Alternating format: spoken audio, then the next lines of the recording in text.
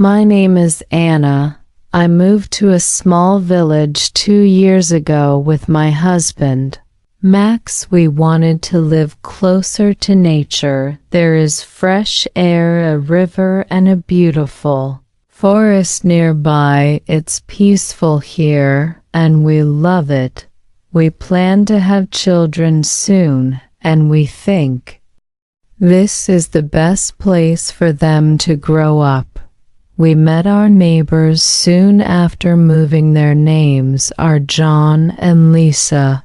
They are the same age as us and they don't have kids either. We started doing things together. We go on picnics and sometimes we look for mushrooms in the forest. Life was simple and everything was great.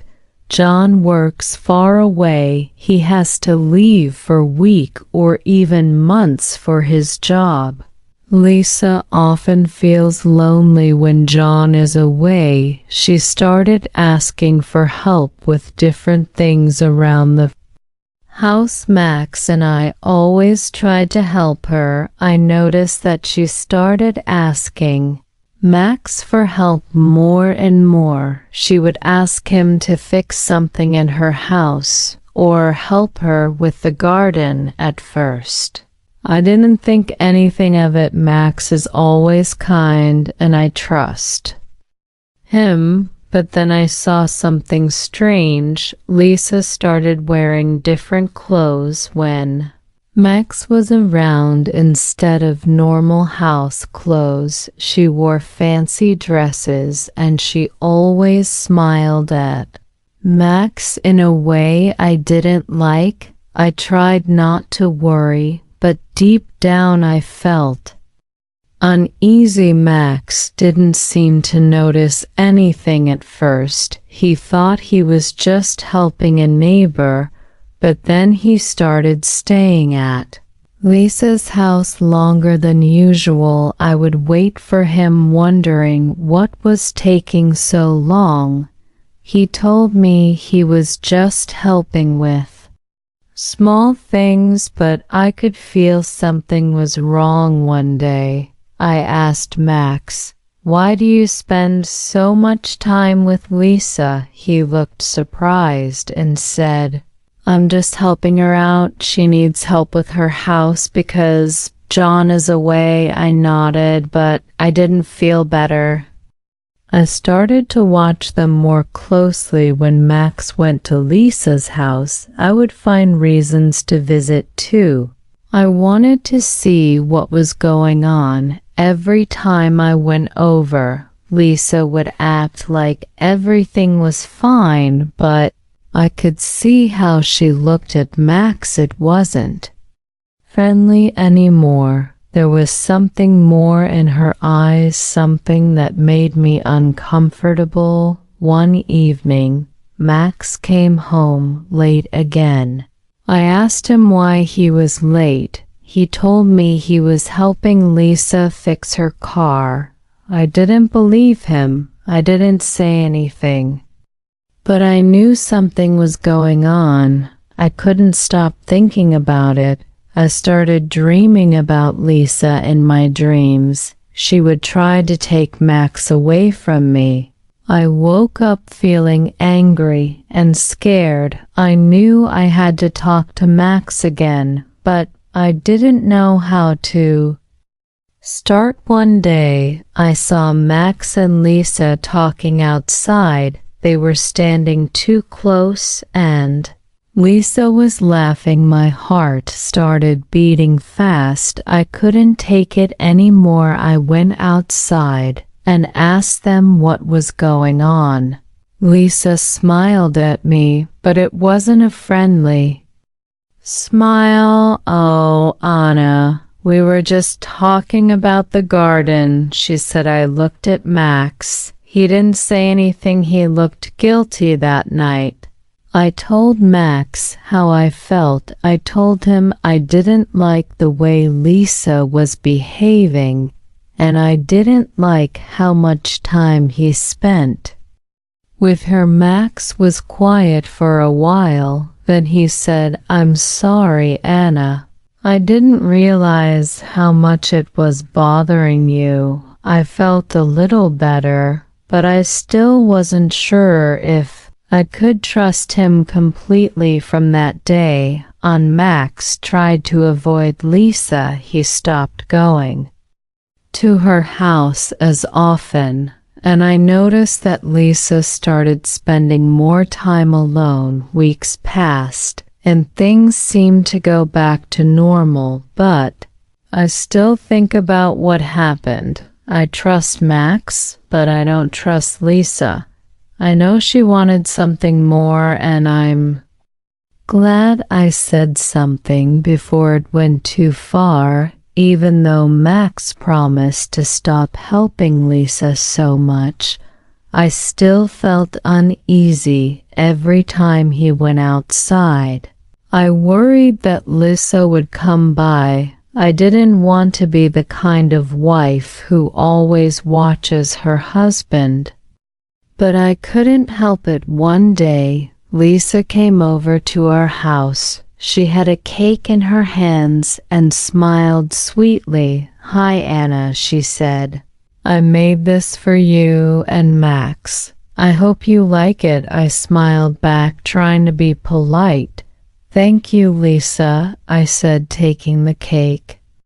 "Is Max home?" she asked, looking around me, trying to see if he was inside. I wanted to say no, but I knew Max was just in the next room. "Yes, he's here," I said, feeling my heart beat faster. "But he's busy right now." Lisa looked disappointed, but quickly smiled again.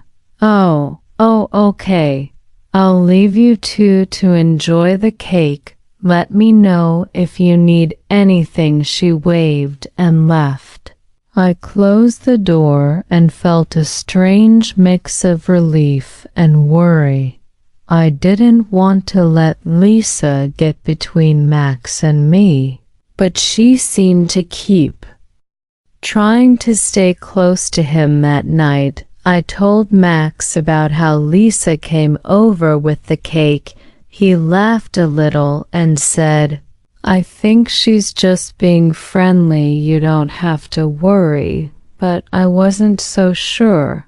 Lisa's smiles and her way of talking to Max didn't seem friendly to me. I decided that the best thing to do was keep a distance from her. The next week, Max went back to his usual routine of helping around the house, working in the garden, and spending time with me. I felt happy that things were returning to normal. We talked more, went on walks together, and everything seemed fine again. But one day while Max was at work, I saw Lisa at the store. She came over and said, "You know, Anna, your husband is very helpful.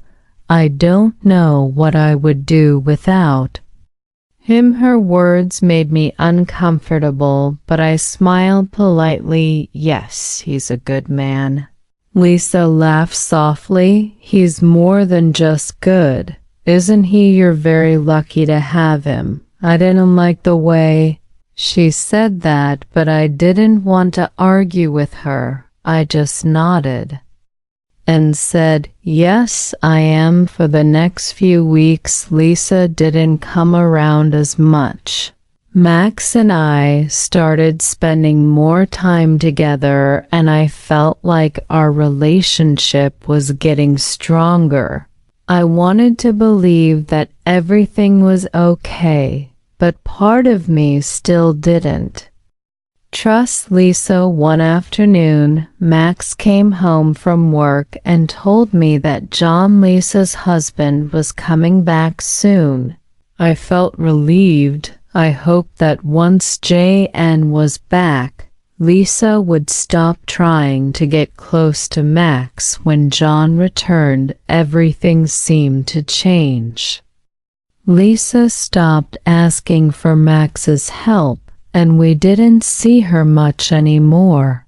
I felt a huge weight lift off my shoulders. It seemed like the problem had solved itself, Max, and I continued to enjoy our life in the village. We went on trips together, worked in the garden, and talked about starting a family. I was happy again, and I started to forget about the whole situation with Lisa. One evening, as we were sitting outside watching the sunset, I looked at Max and felt grateful. I realized that I needed to trust him more. He had always been there for me, and I knew he loved me.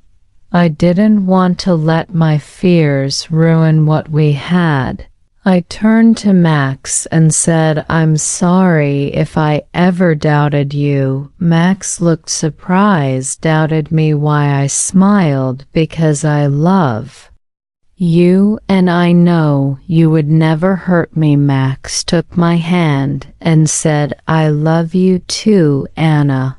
I would never do anything to hurt you." From that moment, I felt peace in my heart. Lisa was just a small part of our story, but Max and I were building something much bigger, our life together. As time passed, we stopped thinking about Lisa J.N., and Lisa moved away a few months later because J.N. got a new job in the city. After they left, life in the village became peaceful again. Max and I started talking more seriously about having children, and we looked forward to the future. In the end, I learned that trust and communication are the most important things in a relationship.